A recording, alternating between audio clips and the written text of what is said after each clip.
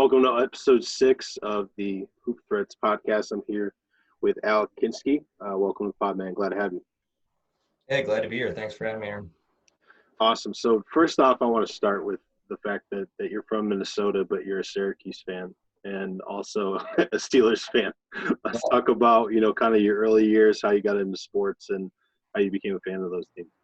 Yeah, so I grew up spent a lot of my elementary years in New York, so kind of developed a love for Syracuse basketball relatively early. When I was born, I was essentially told, I guess not when I was born, when I was about 2 or 3, and I had to pick, the team I wanted to root for. My dad put a Bills jersey in front of me and a Steelers jersey in front of me, so I'm glad I picked the one on the right. Oh, no. Not knowing any better. So my brother's been a lifelong Bills fan, so that's a struggle. But yeah, that's how I got into that, moved to Minnesota. And it's been interesting here lately. Absolutely. So how did you get into sports early on? Did you play? Yeah, I played basketball and baseball. I only grew to be 5'11", relatively skinny. I was a pitcher, so went to college to play baseball. That ended up not working out even before it started. I ended up hurting my elbow the senior year heading into college, and decided, perhaps my sports endeavors are over, and try to figure out a different way to, stay in the field after I, had my 4 years of college. So yeah, I went to Duluth in Minnesota, so way up north. Everything's connected by tunnels to stay out of and yeah, I more or less stumbled upon my career outside of college in sports, but I knew that's what I wanted to work in. So, Got you. So let's start with TST Media. Describe your beginnings there and the transition to SportsEngine. Yeah, so I was there to late 2011. They were called Team Sports Technologies, and I didn't really know what I was walking into. I just needed a job at that point, and they wanted me to work nights on the Minnesota Hockey Hub, which was one of their sites that used SportsEngine. It's or TST Media at the time. And I was essentially a content guy, so kind of saw how the platform worked. The company ended up transitioning into being a registration platform really for youth sports. So if you play youth sports, you're going to more or less bump into SportsEngine at some point, and we caught steam.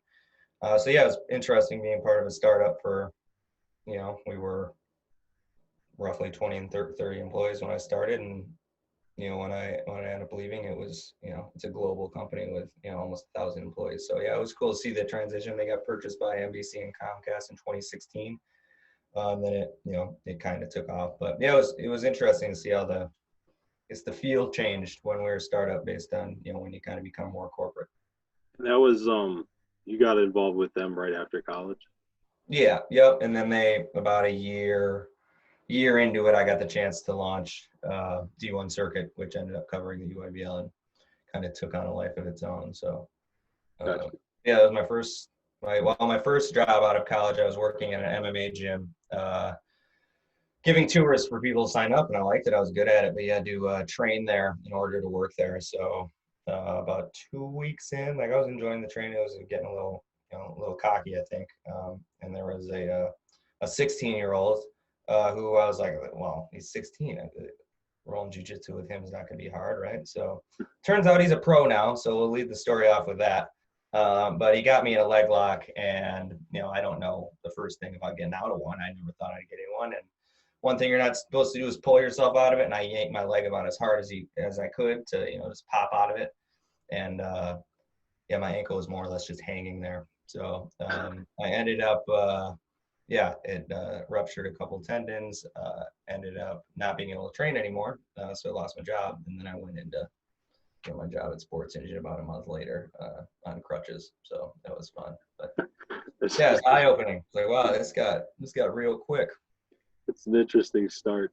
Talk about, with TST and SportsEngine, how you started with, being a business development manager and then got more into like marketing and statistics after that. Yeah, I mean, it was kind of finding SportsEngine kind of found a niche by itself and how they were covering things and what they were providing for the youth sports landscape. So I kind of just tried to do the same thing. Looked around and we had to develop business at SportsEngine, get more websites on the platform. So the best way to do that was, I felt, was create visibility, create something cool that people want to see. And at that time, the UIBL was only, a year and a half old. So kind of got in at the right time. And I'm a Syracuse fan, so I started Googling all the kids that had committed there. I'm like, oh, they all have a player page on the same league, but there's a connection, but no one really covers it. So yeah, it made that pretty organic, and then I was able to use that to kind of spread our wings into SportsEngine and kind of use it for the same thing I'm doing now at Players Health. Got you.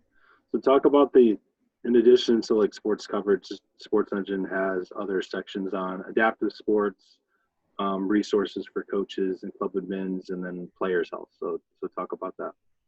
Yeah, so I mean, I left SportsEngine after 9 years in October, and started up I guess a media entity that has a bunch of different spokes to it. And we're as I was building that, I was familiar with Players Health. They were actually at the incubator in 2016 when they started. They were an incubator within SportsEngine. So I got to know the CEO, Tyree Burks. He's a former football player, and Players Health is, to put it simply, we make youth sports safer. So in basketball, I know you're familiar. If you want to sit on the bench, you got to be USA Basketball certified, right? You got to go through the Safe Sports certification. You got to do the background check. You got to do all that, which is good. It's great. They should be doing that. But they're only doing it because the NCAA needs to follow Safe Sport. They're not doing it to necessarily certify the programs. They're just certifying themselves. So, if you were to go get your certification, that's great for you as an individual, but that does nothing for, whatever program you'd be associated with, right? So we certify programs. We give them their own dashboard. We give them, hey, here's every person involved with your program. Here's everyone that's gone through the training. Here's everyone that's gone through the background checks. So if you ever get audited by what would be the Department of Justice, because this is a mandate now for the Safe Sport Act, you have to prove that everyone in your organization has done this. Every other sport seems to be adhering to this in different ways, but a lot of organizations want to start running their own, keep all of this in-house. And it's great for me because working in grassroots sports, and there's a lot of parallels that can be taken with what's happening in the past week as well. But there are you say the bad apples with cops, so there's bad apples in sports all over the place. And we give a abuse reporting tool as well. It's anonymous, so if a player is getting picked on, if a player gets a racial comment, if a player gets sexually abused or anything of that nature that shouldn't be happening, they have an outlet they can report that to, and it'll be investigated. So the number one reason that abuse doesn't get reported is because it doesn't. People are afraid to essentially blow the whistle, and this will hopefully lift that stigma a little bit, which we're excited about. Awesome. Is that does Players Health really, is it more about injury prevention? Is it more about kind of teaching coaches about Yeah, so we go through the Safe Sport training. So it's literally it's abuse prevention training. So here's what to look for, here's what not to do, here's what to do, and it's a mandate now. We're working on a parent training that's agnostic of sport. That's basically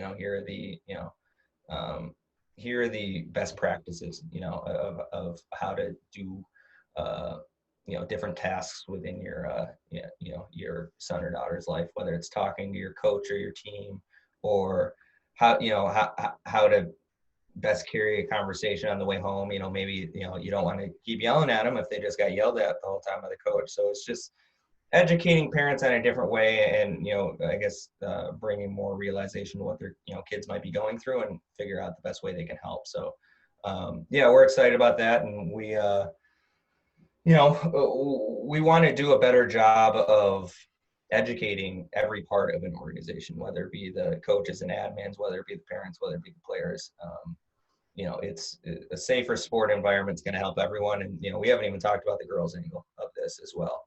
There's a lot of sports being played, and it's pertinent that, you're doing at least the bare minimum, that you can to ensure that your program is as safe as possible. And there's a lot of programs that don't do anything right now, so it's a bit of a scary proposition. With the piece, are there resources available, as far as helping the kids with recruiting, helping to make college decisions, the college application process? Is that part of the curriculum, or is that a plan to be a part of it? Yeah, it's going to be more of like an elite section. And I think we're going to be partnering with some different people on that. And that's being able to give recruiting advice. I think, we're more or less going to have, a mandated, here's the 3-minute videos you have to watch as a parent. And then we'll have a library of other, from our clients. I was talking with the Indy Heat, and he goes, yeah, I would love to educate parents and kids on how to best, approach a college coach with your film. He goes, you shouldn't be sending, 5-6 minutes, send them 30 seconds, get them interested, and keep your message short. So, I mean, there's just different pieces I think you can take from different leaders in their space that could be valuable there. Let's take a break real quick from that, kind of talking about your roles, and let's talk about, you as a professional yourself. So what are some of your marketing strengths? What have you learned throughout the process that you wish you knew at the beginning? How quickly everything changes. I still don't really know what TikTok is. And that app just comes out of nowhere, ends up taking over the world, and it's being able to adapt, and then it's figuring out what works and what's consistent. We have a way of promoting statistics through what we do and rosters, and we work with a system that's pretty ahead of its time. And then, to me, marketing is only as good as the people that you're creating the content about. And if they're not doing the marketing for you, then you did something wrong. So, it's as simple as if we do this interview and I don't retweet it, well, I should be your biggest, asset as far as promoting that content. So when we're promoting content with kids, they're not going to go home and say, I just had 20 and 10, but if someone tweets it about them in a professional manner, they want to re-promote that information. It does a good job of, doing promotion from a third party. And it's important you engage with these kids. And you gotta be versatile. We're kind of dipping our toes in the e-gaming landscape, which we're excited about, and that has become extremely popular over the last couple of years. So yeah, you gotta remain versatile. You gotta, each second I get older, so people get cooler, younger than me, and you gotta tap into that, and figure out, what am I missing? Got you. What's your elevator speech? My elevator speech? Yeah. For myself? Yeah. I don't sleep would be my elevator. And while I don't sleep, I work. So, I'd keep it very simple. It's the elevator pitch for myself as a professional. Yeah. I'm a basketball fan who turned it into a career. And I feel I'm very good at finding kind of niches in the market that haven't been, extrapolated upon, which probably should have in the past. And if I see something like that, I usually want to act on it. It's, more so just like I'm trying to explain this in 30 seconds, reeling myself in and deciding, what's the best possible project to work on. Got you. What's a skill that you didn't think you would develop while working in marketing that you did? That's a good question. Well, just because it's so specific to basketball, probably just my ability to just be brutally honest with people. If I was still selling websites, I can tell my friend if he's a director, man, your website blows. You need a new website. And it got to so internal marketing it's relationship based, and I didn't realize how much I would rely on that, but that's ultimately, all it is. So that's probably, backing my way into the answer to that question. That's probably it is, I didn't realize how much I would have to be a relationship manager outside of everything. Yeah, that's probably it. Describe your relationship with, players, with, coaches at the AAU, high school, college level, kind of what you do to develop those relationships and kind of turn it into being able to develop platforms that kind of fit their needs. Well, you got to work through them. You got to figure out what they want. I think that's the start if you're running anything in media. I think our coverage is more organic. So, if I'm with a recruiting agency and I walk up to them, it's pretty much they know why I'm there, right? Being able to cover it from grassroots in high school allows me to do some different things where, I don't really care where a kid goes to college. We're covering them based on the high school and grassroots team they play out of. So really, our coverage, is kind of sparked from the teams and hits the players organically. So that's kind of what I would say is is how I introduce what we do to the entire landscape of grassroots basketball. But personally, when I meet them, I'm if they don't know me already, someone from a Nike organization or someone from a grassroots organization, I want to make sure they know that we're an asset for them. So if we can help you in any way, if there's any guys you want us to promote, just make sure they know we're there. And then it's consistency. If they know you're producing content about them, and you're going to continue doing that, which we had done from D1 circuit for a number of years, first team, second team, third team, commitment updates. Like, people rely on that and they appreciate it more, and then it becomes an easier you don't really have to sell them on the value you're providing. They more or less know about it. But I think a lot of people, just because of the role they play in this landscape, kind of pigeonhole themselves as, hey, here's what I'm going to be valuable to you for, and we can go and we can do a number of different things to potentially promote that event, team, player, program, whatever it may be. Try to be versatile. Gotcha. One more thing on the marketing piece. Talk about the difference in marketing, for boys and girls sports and target audiences, and just talk about that.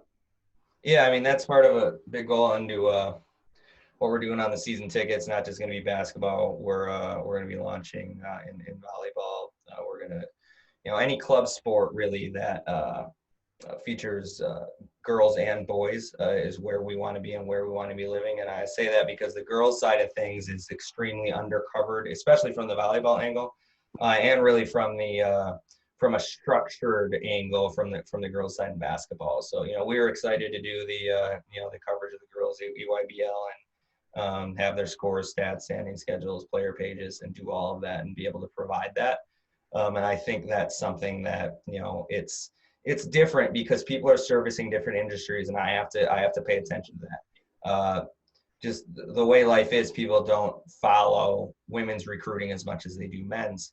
That doesn't mean there's not interest there. It might be more applicable from the angle I cover it. So, and I think that's more, like I said, it's more applicable to what I'm doing, covering the teams and the programs. You'll see a pivot from us where it's not just boys tournaments we're working with, it's the girls too, and being able to facilitate that that information is similarly as possible to how we do on the boys end. So there is a drastic difference, and I think it's something that we can definitely help and improve on. And majority of these volleyball players are just sending their footage to coaches. There's no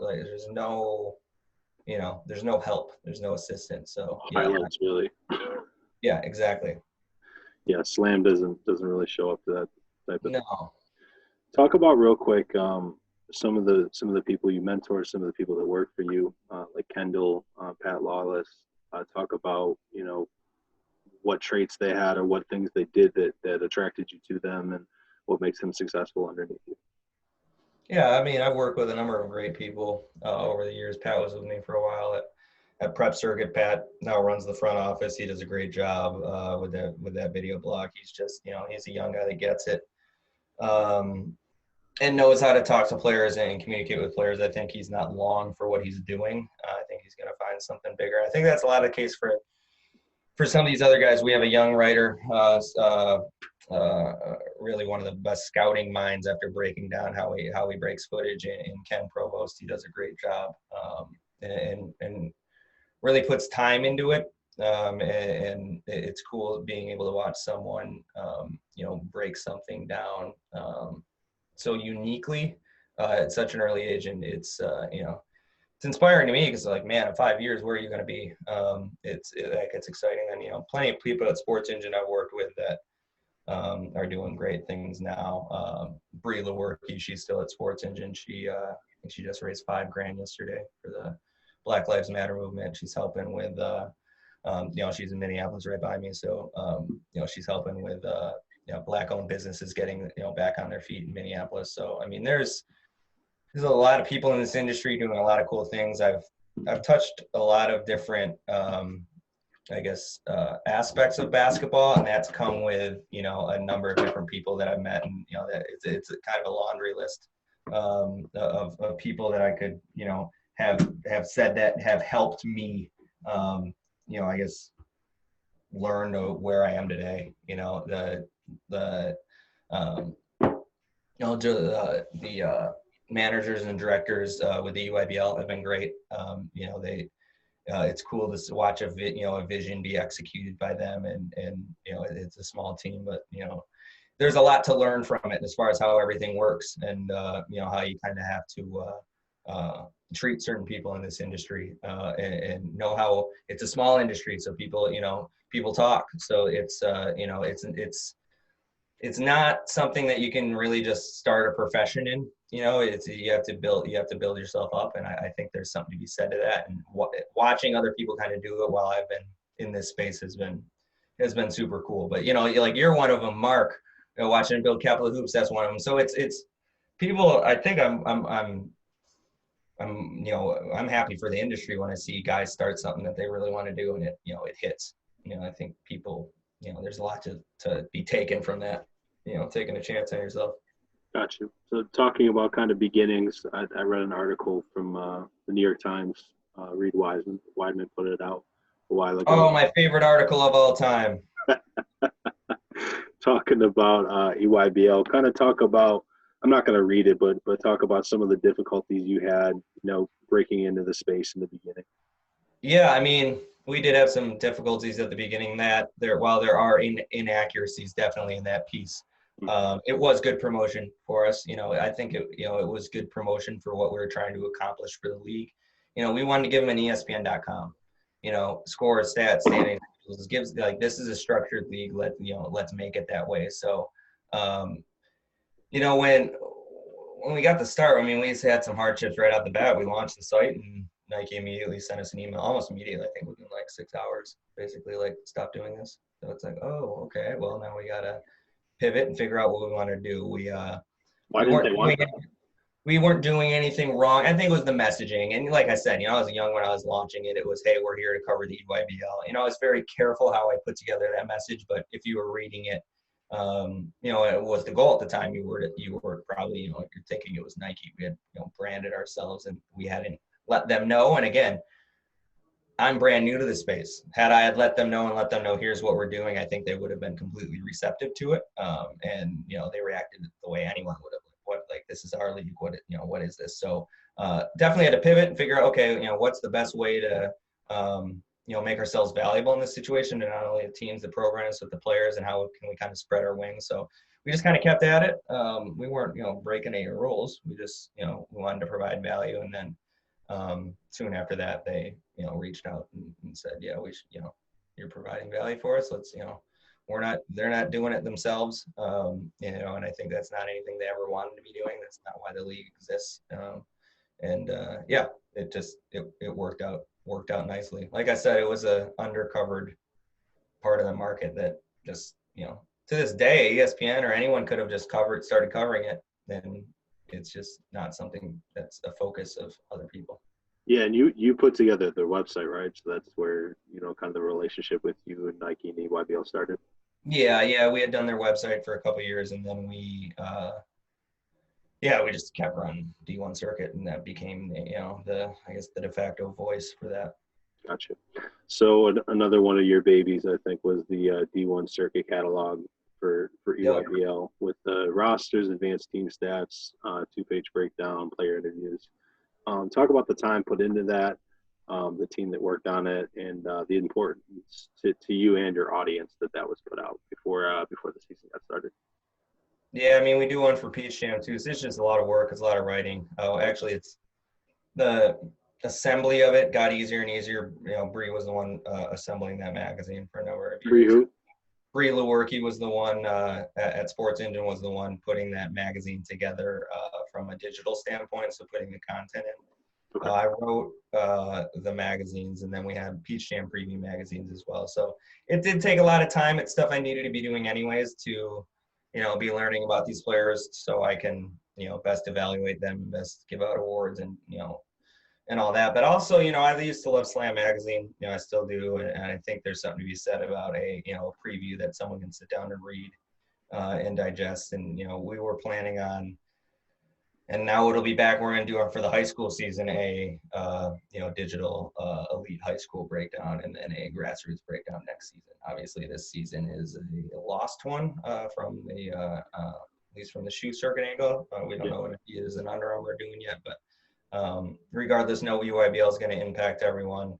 We decided not to do one, but yeah, that magazine is had a lot of people like the magazine, and we had never sold it up until that point. We were trying to figure out a way to keep it free, where we could potentially have a sponsor behind it from the grassroots level. So yeah, it's a lot of fun to work on. You have to start early. I start assembling EYBL rosters as soon as the first one gets reported to me. So yeah, it's a good way of keeping myself honest too, to make sure I'm covering it the way I should, and then it results in a magazine that people can read at their leisure. There's a lot of movement that you got to keep up with too. I'm sure that's fun. Talk about two more things real quick before the season ticket. So interviews for D1 circuit, at the events with Hoop Diamonds. Talk about how that got started and kind of what it evolved into the last couple of years. Yeah, I mean, that was something that when we started, I never really even thought wasn't even on the radar. I wanted to get their scores, their stats, their box scores, make player pages. And then once we got there, I realized, wow, we can create some pretty cool content.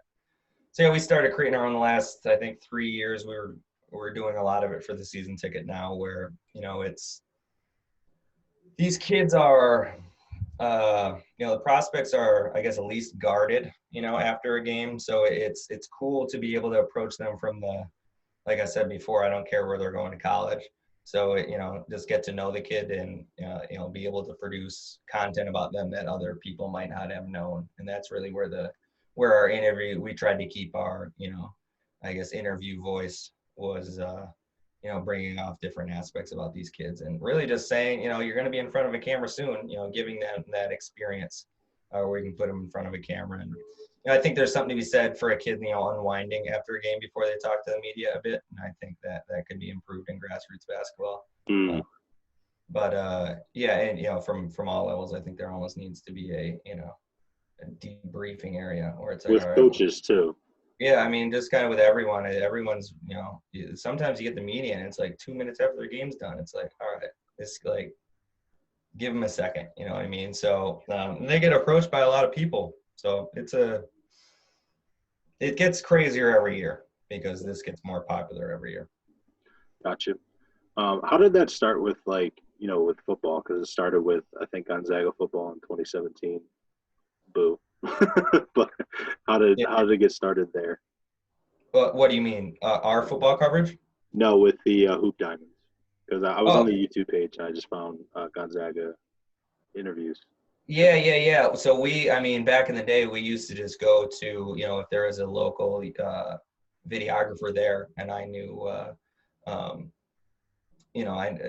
courtside Hoop Diamonds, you tried to, it's a way of consolidating resources, really. If he's doing it, already promoting it, it's a way to, there's a lot of collaboration techniques that people could learn from in grassroots basketball because you can't do everything. Yeah. And I have a videographer there, so hey, you want to co-promote this content? Made it really easy. Sweet. And then one more thing, recruiting predictions for 247. What goes into those? Is it college coaches info, high school AAU coach info, speaking to other people, speaking to their people specifically? How do you filter out, what you have coming in? How does that work? Well, to tell you the truth, I have stopped doing that. And I'm going to start back up with the season ticket. I really only started to, and this is going to tip a lot of people off, I would only start to do it if I know, and if there's that, and that's relationship based. So, that can be a tip off for the right or wrong people you're following on their crystal ball. Some guys aren't wrong, and, it's pretty easy to tell the guys that are clearly in the know. And then, sometimes you hear about stuff early, it's just like, oh, we had a conversation about a recruit before this started. It's like, well, I know that's the case. No one else does. So I guess we'll just wait and see. So, I only had a person. I just launched my personal Twitter back in February. I didn't have one for like 9 years. So I didn't want to be involved with this. I wanted to, keep my face out of it, kind of for this exact reason. Then last 2 weeks, I've had, Omaha Blue get announced he's going to Hillcrest Prep. I got informed by basically the only source necessary saying he has not committed there yet. So I had to use my personal account to basically say, hey, this got out of line fast. And same with Bryce Kriggs a couple of days ago, a kid from Houston, put up an Instagram post and Twitter post saying he's going to San Ysidro. None of that was essentially finalized. So, trying to be as prudent as possible. I'm like, well, let's at least say it's probably going to happen, but it hasn't happened yet. So I try to remain out of that with my own actual, face, because you see guys ruin guys' commitments all the time. It's like, I don't want to be that person. Yeah, terrible when it works out like that. I think the craziest misconception about the crystal balls is that the people putting them together are just guessing where they're going to go. It's like there's no misconception based off of intel.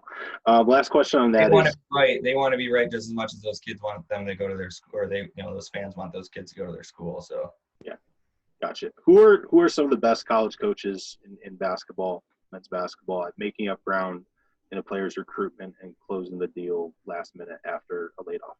John Calipari. I think that's an obvious one. I think that has to go with Kentucky as well. I think kids view that in a different light. Yeah. Duke's done it a number of years. They did it last year with Cassius Stanley. I don't think they were very in on him.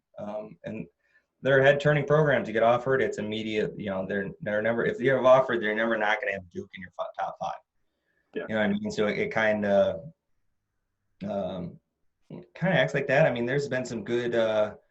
Buffalo's done a great job over the last couple of years, getting guys that are under the radar that other people have missed on, that they've started late on.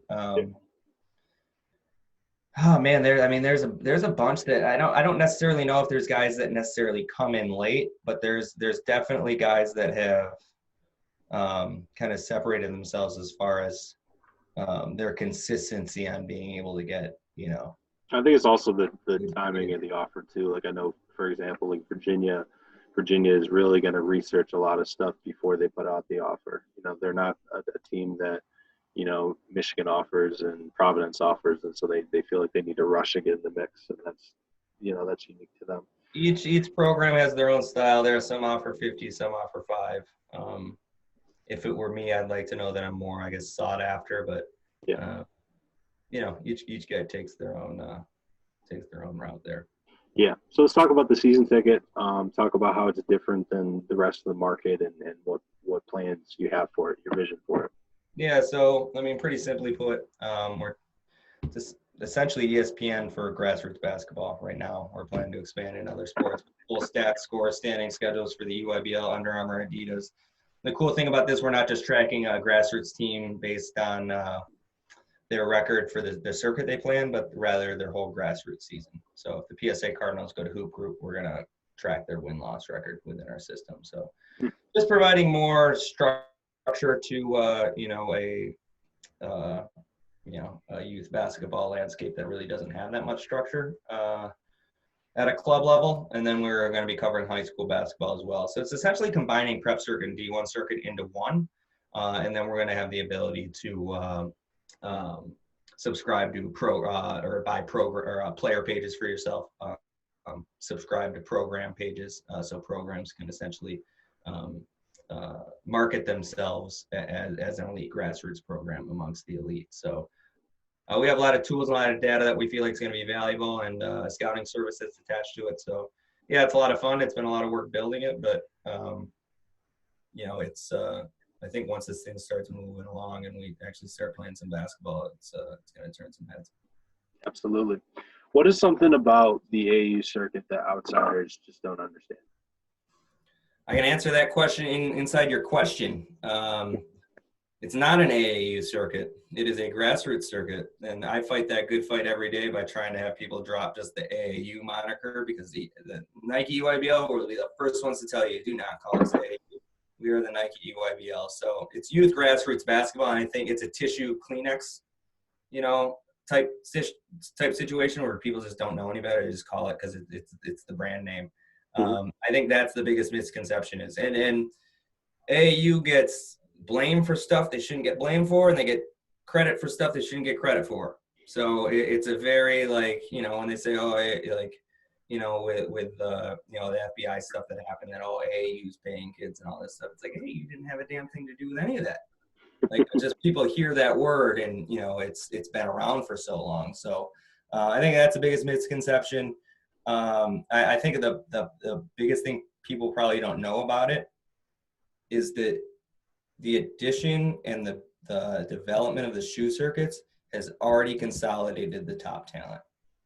So there's a less and less of a need to hit the independent teams when all of the talent is consolidated into, the top 1%. So that's changed quite a bit, and people might not understand why that's important and which tournaments you go to and who you're sponsored by.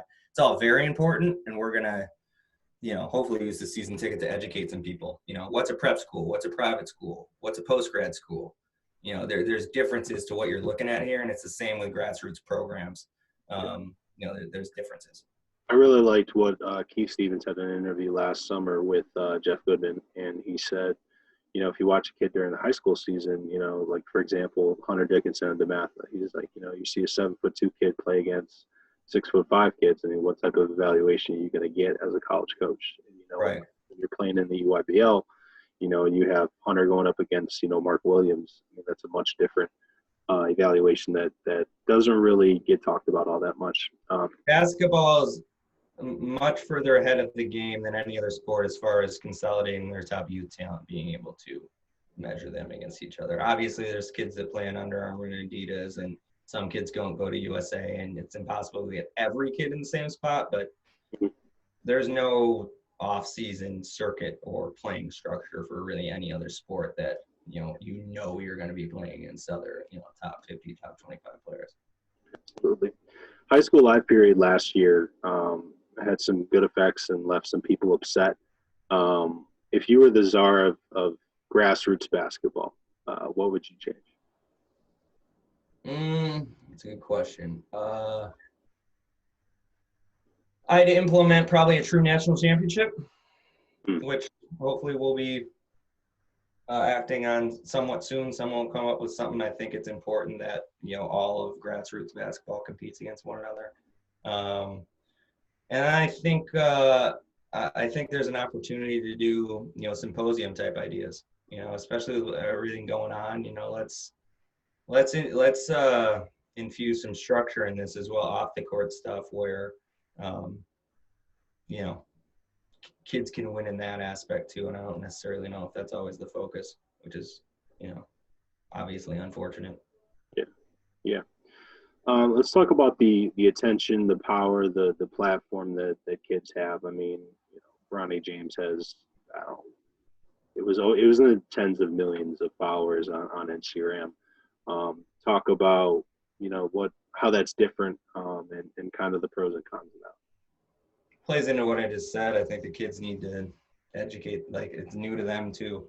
So I think kids can more or less sabotage themselves with that type of following. It can be a great way to promote themselves, but it can be a great way to shoot yourself in the foot too. So I think kids need to definitely educate themselves. You might not say something that, will lose you a scholarship or something like that, but you might tweet something that just, people might judge you for. You just got to be really careful about what you tweet, because you never know what's going to lose you a fan. Now, there's certain things that obviously people should speak up about that you don't want these people following you or rooting for you, if they don't agree with you. And one of those things is condemning racism.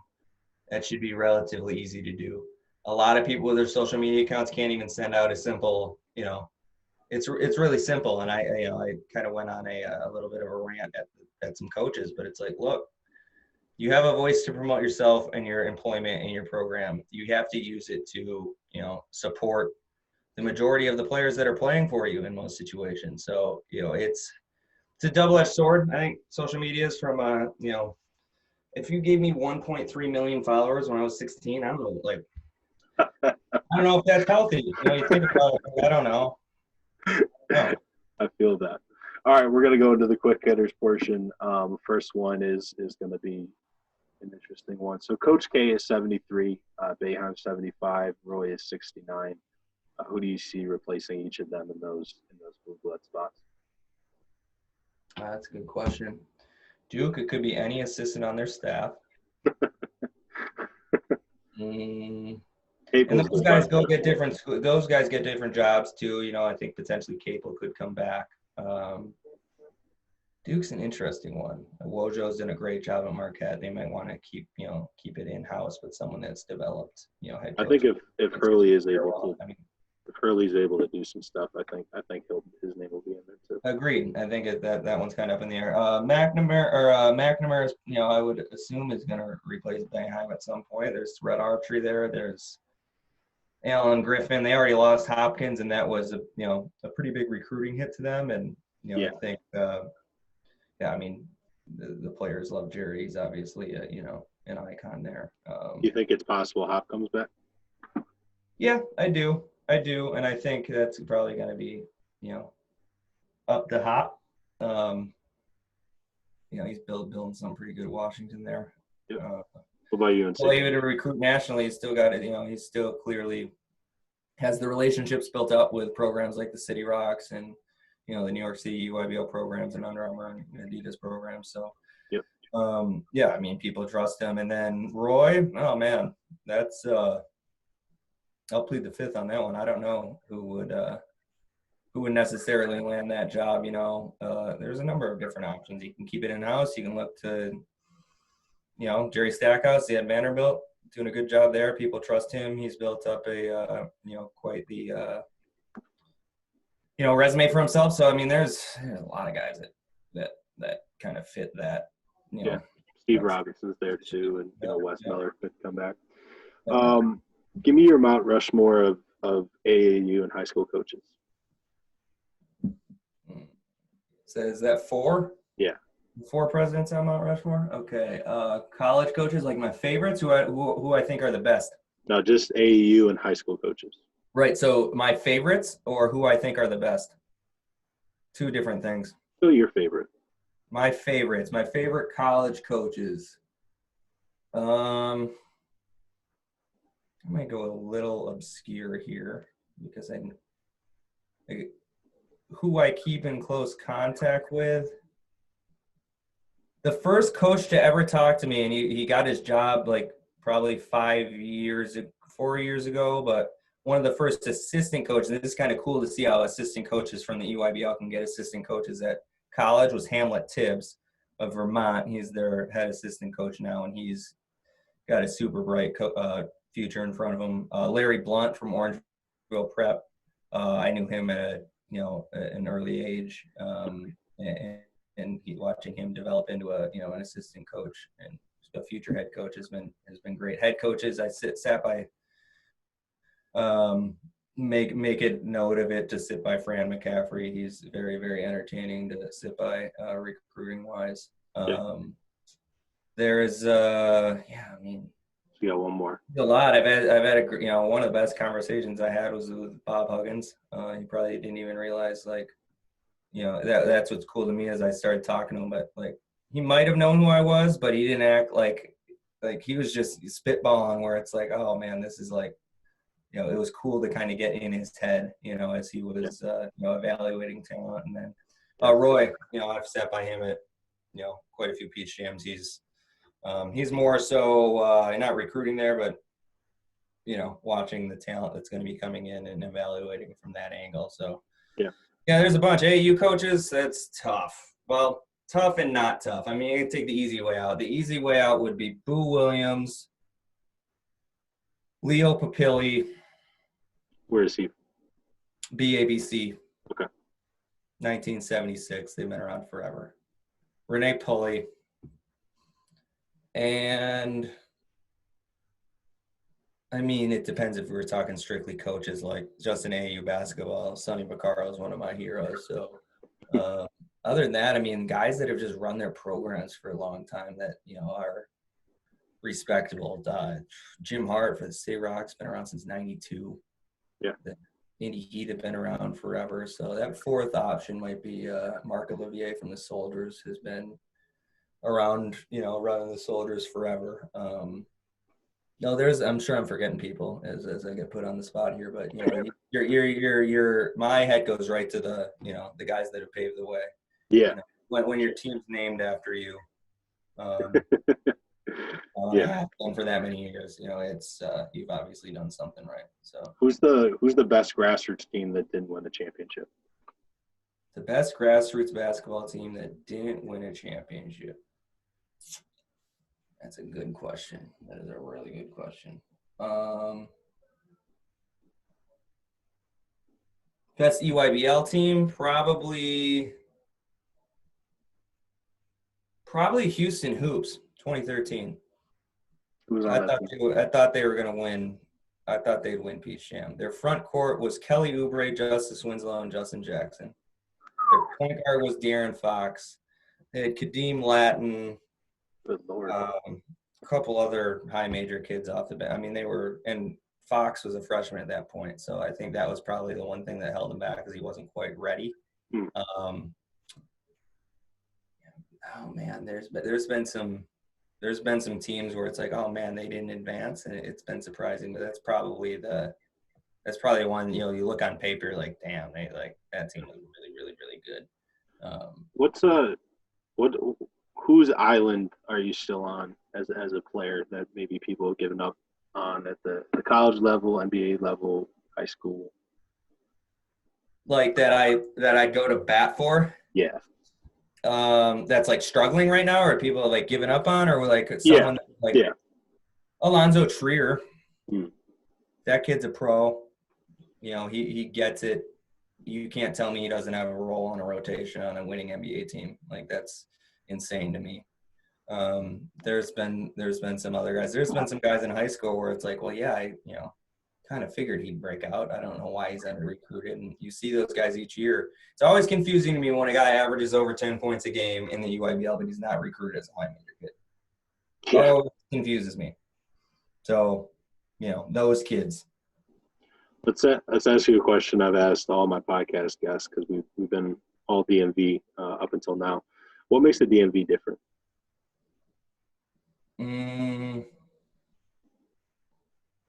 Probably the population density. Quite honestly, there's so many teams there and so many players and it's all consolidated in the same area. Where if you're good in Minnesota, you play for Howard, Pulley, or D1 Minnesota. Right? Yeah. DMV, you can play for anyone. You guys touch every single state. So from the club aspect angle, that's what makes a difference. Then I think it's just the history.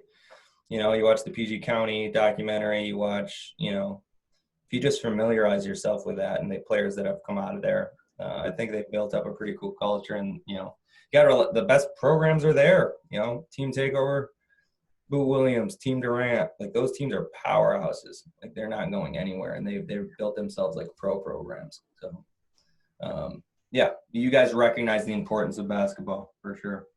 Yeah. What's the biggest AAU what-if? So maybe an injury, maybe a player that almost played for a team and ended up going somewhere else. Oh, Zion Williamson, the EYBL. Yep, should have happened. Would have been crazy. Are you comfortable saying what team he would have played with? Or? Didn't need it. He didn't need the EYBL, so, I mean, he didn't, that's a selfish one for me. I just wish I could have seen him, live playing. Obviously, we're all seeing that now. Otherwise, I mean, who was it? Someone missed the year, and it was a super big bummer.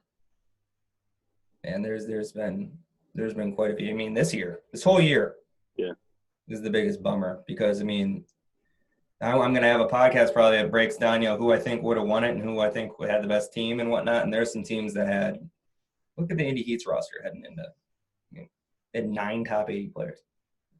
Like, I would have loved to see how that, materialized. Talk about the top 3 underrated kids, regardless of class, that you have your eye on that you think are going to blow up. Right now, top 3 underrated kids. Good question.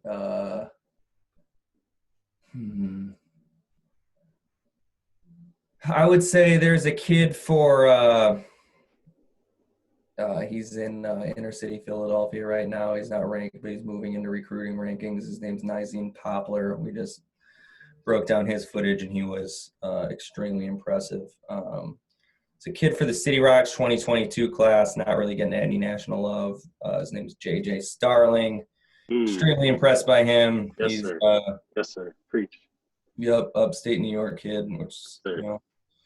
So I actually really I saw him at the Final Four. I was blessed to be able to go into the Team USA practice, and I actually got to meet his parents. You know, and we just bonded over being from upstate New York, and his dad was just kind of shaking his head, and he's like, "Man, he's like this, you know, like a show off type setting. You know, a setting where you know you're supposed to display your skills and kind of like you need to be selfish sometimes." He's like, "This isn't conducive to his playing style."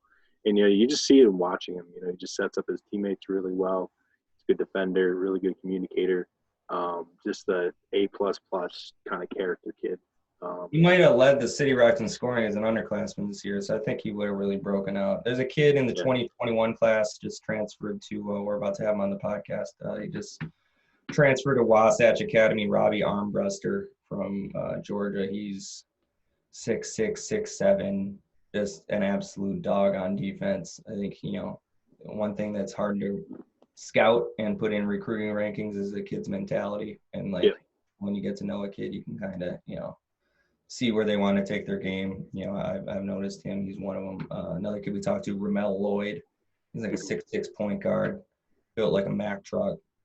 You know, he's ranked high in a couple, not ranked in others. So I think, you know, there's a lot. There's a lot that, you know, and there's a lot of kids that would have used this, you know, this platform to be able to not be under the radar anymore. So, yeah, I mean, there's a lot. Hopefully we'll have some content that will emphasize all the guys that just missed. Give me an under the radar coach, you know, either at the AAU or high school level or maybe a college assistant that you think is really going to be great one day. I'll stay in I guess the relative friend base. Coach Rod Clark was with UIC this year. He used to be at Sunrise and Mocan. I mean, kids love him, sing his praises. I think, you know, those type of guys that work at AAU programs, they get a chance at the college level. They maintain their connections and they have trust among the kids. Coach Kiani from UConn just did great work getting Sanogo to go there. I know he had been on his P's and Q's with the Wrens to get him to commit there. I mean, there's a lot of good young assistant coaches. The next one that I think has a chance to, you know, be a major player, and I'm forgetting his name right now, is the North Texas, that whole coaching staff.